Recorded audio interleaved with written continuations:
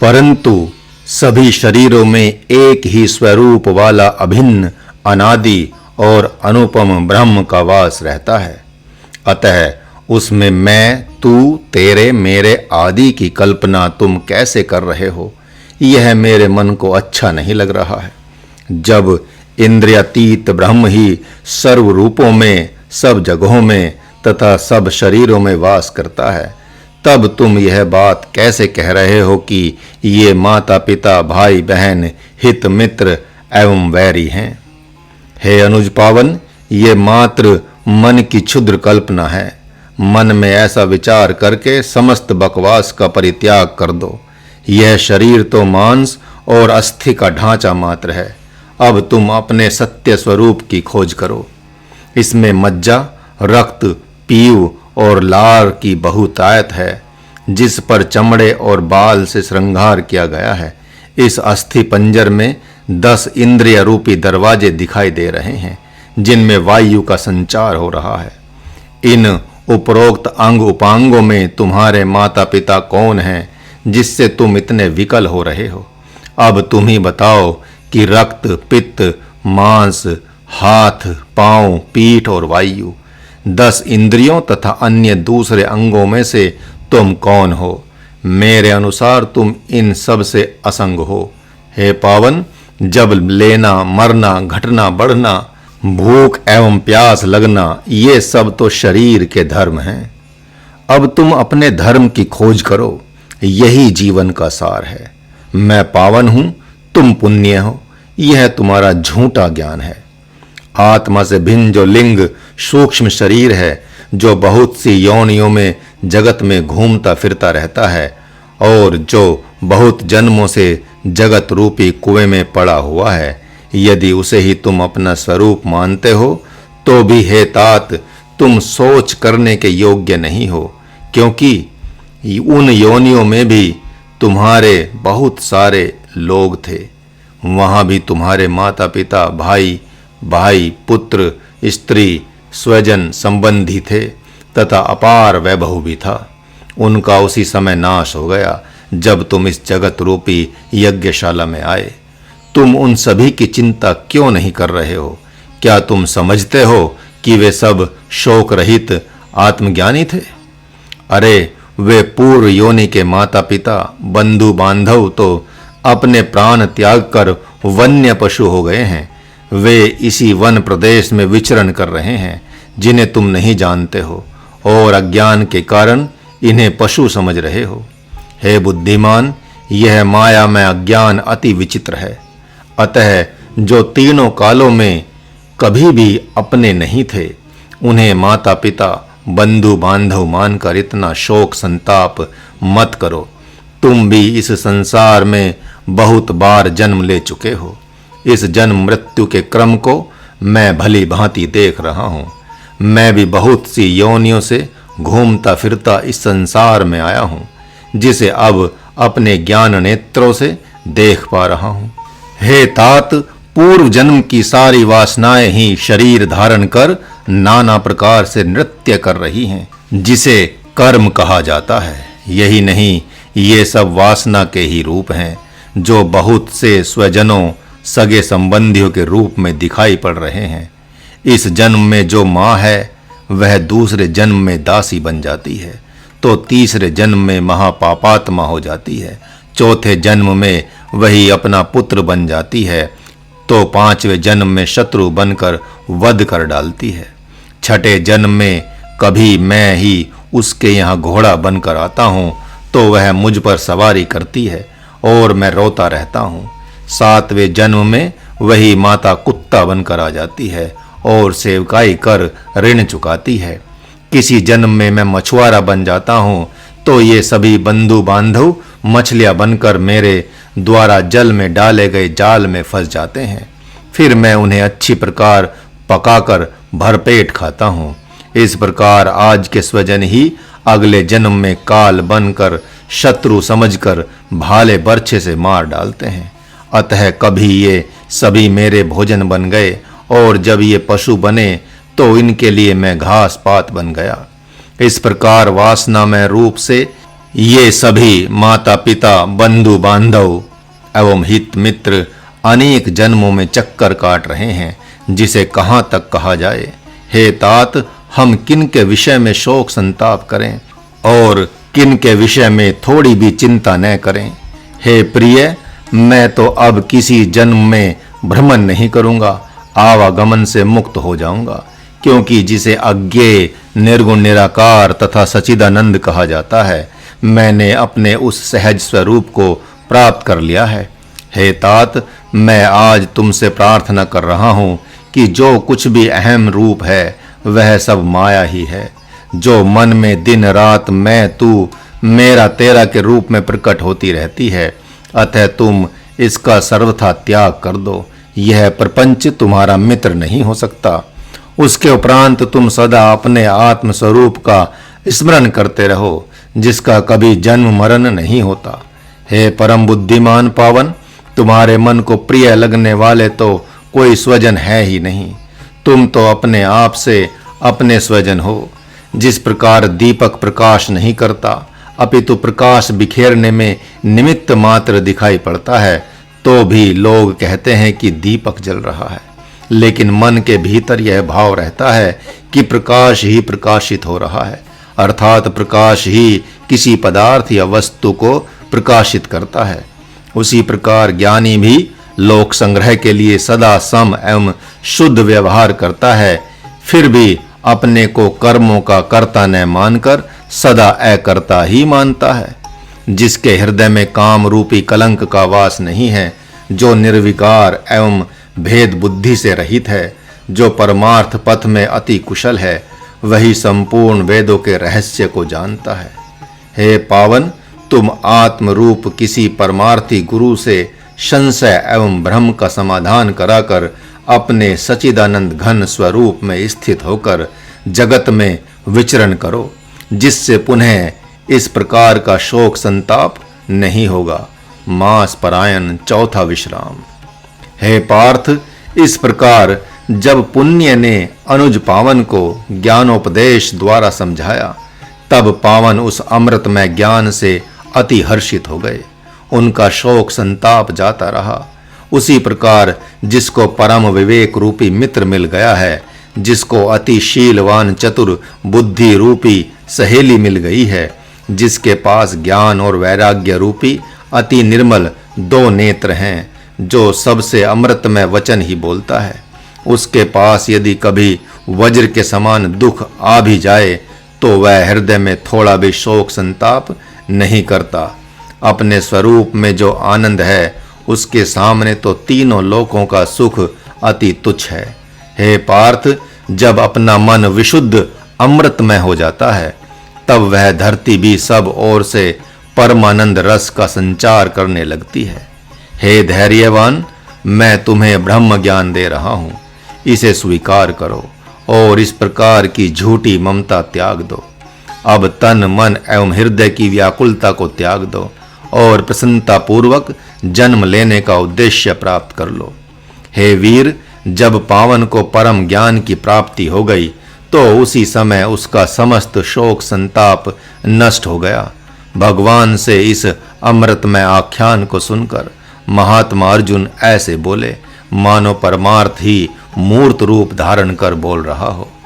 हे माधव, मैं मान रहा हूँ कि अब तक आपने जो गाथा सुनाई है वह मेरे लिए अलौकिक पथ्य है, किंतु उन भाइयों ने किसी पुत्र, स्वजन, सगे संबंधी, गुरु या पिता आदि का वध तो नहीं किया था। उन्हें शोक संताप किस बात का होगा? उनका दुख तो मेरे समान नहीं है, क्योंकि उनमें से पुण्य ने तो माता पिता के रहते ही आत्मज्ञान प्राप्त करके अपना लक्ष्य प्राप्त कर लिया, और जो पावन माता पिता के वियोग में अति विकल हुआ, उसे वेद धर्म ही कहते हैं, जिसका परिणाम हुआ कि उसने अपने बड़े भ्राता पुण्य से परम ज्ञान प्राप्त कर लिया और उसका शोक संताप नष्ट हो गया। हे यदुनाथ, मेरे पिताजी जब स्वर्गवासी हो गए तो मैंने भी विकल होकर कुछ रोग आ लिया, लेकिन साथ तो नहीं गया। मैं इसे जानता हूं कि जो जगत में आया है वह जाएगा और अपने कर्म अनुसार स्वर्ग या नरक प्राप्त करेगा। किंतु पुत्र या पौत्र अपने माता पिता, स्वजन, पितामह, गुरु, मित्र या अपने भाई का वध करें तो उसे लौकिक पारलौकिक दोनों ही दृष्टि से महाभयंकर अशुभ गति प्राप्त होगी। ऐसा सभी संत, देवता एवं चराचर जगत कहता है। हे माधव, अब तक आपने जो कुछ भी ज्ञानोपदेश दिया है, इसे सुनकर मेरे मन में ऐसा प्रतीत हो रहा है कि आप जैसा भी हो युद्ध ही चाहते हैं, जो संत, वेद तथा लोक विरुद्ध है। मैंने तो एकमात्र आपसे शांति एवं संतोष मांगा था, लेकिन आप तो मुझे ब्रह्म पद ही देने लगे। जब मैं इस महत पद को चाहता ही नहीं तो हे यदुनंदन, फिर आप इस विषय में क्यों कुछ बोल रहे हैं? तब यदुनाथ ने मधुर वाणी में कहना प्रारंभ किया कि तुमने मुझे सद्गुरु बना लिया है न, इसलिए हे प्रिय, मैं तुम्हें ब्रह्म पद देना चाहता हूँ, जिसे दिए बिना मेरा मन तृप्त नहीं हो रहा है। हे जितेंद्रिय, सद्गुरु के पास तो जो होगा वही देगा और शिष्य के लिए अपनी शरणागत रक्षण की प्रतिज्ञा का निर्वहन करेगा। यह तो नियम ही है कि जिसके तन, मन एवं घर में जो कुछ भी रहता है, वह अपने प्रिय को पाकर उत्तराधिकार में वही सब देता है। हे गुडाकेश, यह कोई नया नियम तो है नहीं, अपितु इस बात को सच मानो कि यही शाश्वत नियम है। इस बात को भी हृदय से स्वीकार करो कि देवता, मनुष्य, असुर और मुनिगण इसे मुक्त कंठ से कहते हैं कि जिसके पास जो होता है वही देता है। अरे अज्ञानी माता पिता अपने पुत्र को अपनी समस्त भौतिक संपत्ति उत्तराधिकार में दे देते हैं। इस नियमानुसार स्वजन, हित, मित्र आदि जो भी हैं, इनमें जिसको जो कुछ भगवान ने दिया है वह अपने प्रिय को वही देता है। सद्गुरु के पास तो एकमात्र गुरुता रहती है, उस आध्यात्मिक संपत्ति को जो चाहे ले ले। हे तात, यदि शिष्य का मन परमार्थ में ही लगा है तो वह गुरु के लिए पुत्र के समान होता है। जो शिष्य परम विवेकी एवं बुद्धिमान है, वह अपने सद्गुरु को हृदय से सगुण ब्रह्म ही जानता है और अपने प्रिय समस्त सुख सुविधा तथा मान सम्मान त्याग कर मन, कर्म और वचन से एकमात्र उनकी ही सेवकाई करता है।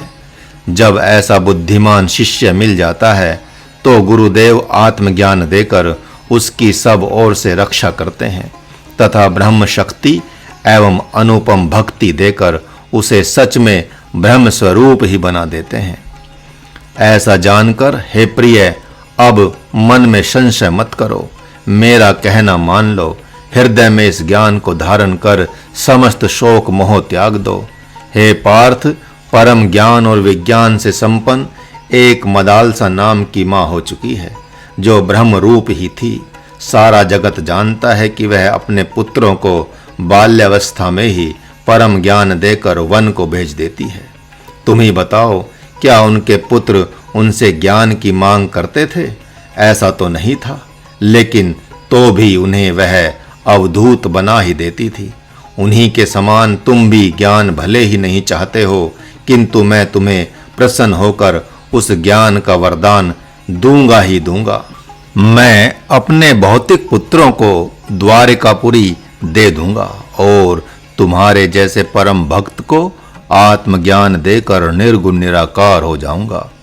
हे तात, तुम्हारे निर्मल त्याग को भली भांति जानता हूँ, यही कारण है कि तुम मेरे हृदय के अति प्रिय हो। हे प्रिय, इस युद्ध में विजय का श्रेय तुम्हें ही प्राप्त होगा, किंतु राजपद तो तुम्हारे द्वारा युधिष्ठिर को ही प्राप्त होगा। मैं मानता हूँ कि राजपद देकर तुम जितनी सेवकाई करोगे, उनकी मुझ में विशेष प्रीति है।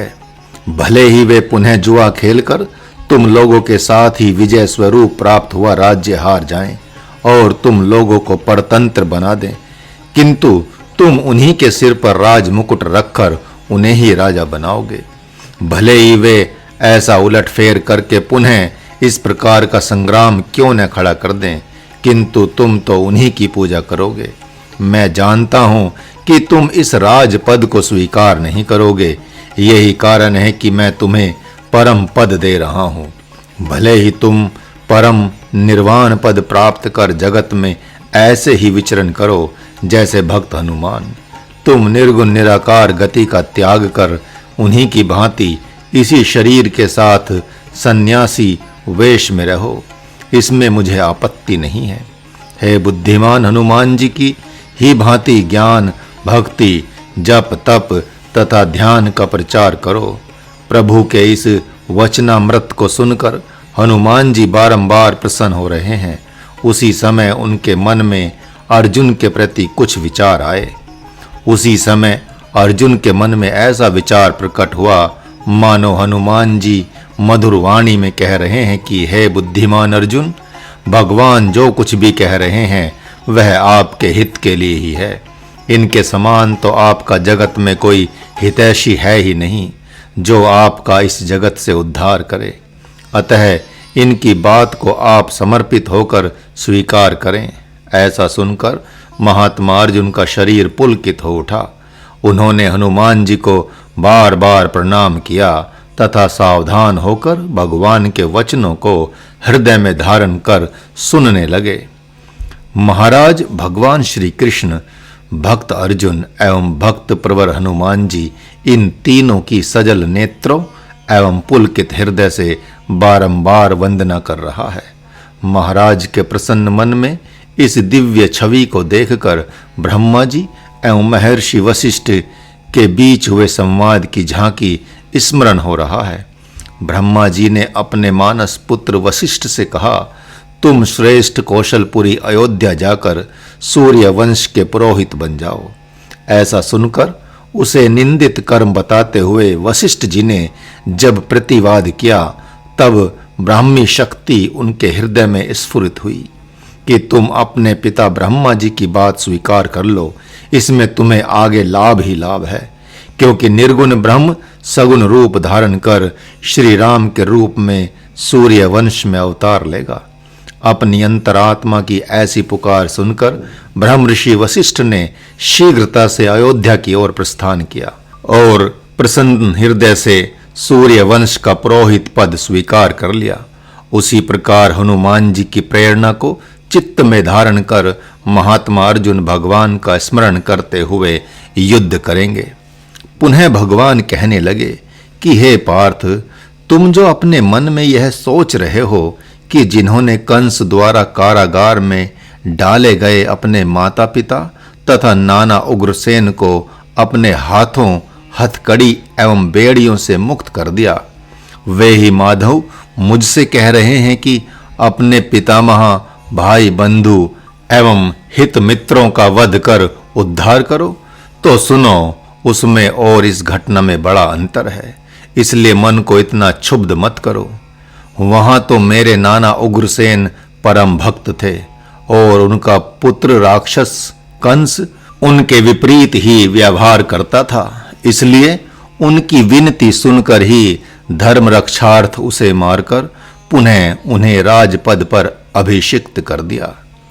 तुम जानते हो कि पिता अपने पुत्र को जब सन्यासी के रूप में देखता है तो हे सच्चिदानंद कहकर उसको साष्टांग दंडवत करता है, जिसकी वंदना करके देवता एवं मनुष्यगण प्रसन्न हो उठते हैं। वही सन्यासी अपनी मां को प्रणाम करता है। धर्म के और भी गूढ़ तत्व को देखो कि भगवान परशुराम ने अपने महात्मा पिता की आज्ञा अनुसार अपनी मां का वध इच्छा न होते हुए भी कर डाला, किंतु उनका धर्म नष्ट होना तो दूर, वे तीनों लोकों में अति प्रसिद्धि प्राप्त कर सबके रक्षक हो गए। तुम जानते हो कि श्री राम को पाकर सुग्रीव ने बड़े भ्राता बाली को युद्ध के लिए ललकार दिया। तब मैत्री धर्म को देखते हुए प्रभु श्री राम ने बाली को व्याध के समान मार डाला।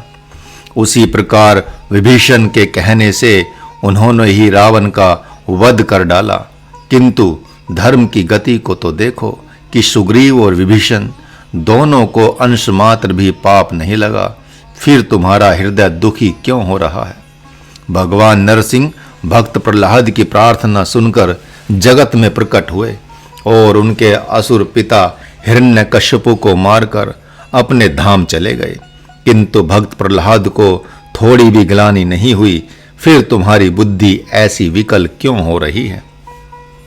अब रही बात शोक रहित होकर कुशलता पूर्वक संग्राम करने की, तो हे धैर्यवान, यह सत्य जान लो कि तुम्हारा अर्जुन नामक यह शरीर न तो कभी था और न अब है, फिर युद्ध करने में आपत्ति कैसी? आचार्य द्रोण, पितामह भीष्म एवं अन्यान्य राजागण जो इस रणभूमि में अपनी मृत्यु का स्मरण करते हुए आए हैं, तथा मैं और मेरी नारायणी सेना के धीर वीर एवं अन्य भी जो इस सेनाओं में धैर्यवान सैनिक हैं, इन्हें अपने आप को तथा मुझे नाम रहित नित्य निरंजन एवं सहज ही माया रहित जानो। हम में तीनों कालों में किंचिन मात्र भी भेद नहीं है, अपितु हम सभी आत्म रूप ही हैं, ऐसा वेद कहते हैं। हम सभी अजर, अमर, सनातन, अव्यय, अविनाशी एवं पुरातन हैं तथा सदा एक रस और निर्दोष ब्रह्म हैं। ऐसा हृदय से जानकर समस्त क्षोभ का त्याग कर दो। हे पुरुष श्रेष्ठ, तुम स्वयं विवेक पूर्वक विचार करके देख लो, नाम रूप और जगत ये स्वप्नवत ही हैं, किंतु सारे जीव इसी नाम रूप में आसक्त होकर दुखी हैं और वे स्वयं से इस भ्रम को हटा नहीं सकते। तुम नित्य देख रहे हो कि बहुत सी औषधियां एवं वृक्ष पृथ्वी से प्रकट होकर उसी में विलीन हो जाते हैं, किंतु उनके हृदय में पृथ्वी को लेश मात्र भी दुख नहीं होता, क्योंकि वह जानती है कि मैं ऐसे नाम रूप वाली नहीं हूँ। इनके जन्म लेने से न मेरा जन्म होता है और न इनके समान मरने से कभी मेरी मृत्यु होती ही है। उसी प्रकार जल जंतु जल से प्रकट होकर उसी में वास करते हैं तथा उसी में नष्ट हो जाते हैं, किंतु जल कभी भी, यहाँ तक कि स्वप्न में भी, उनके मरने जीने को हृदय से अपना नहीं मानता।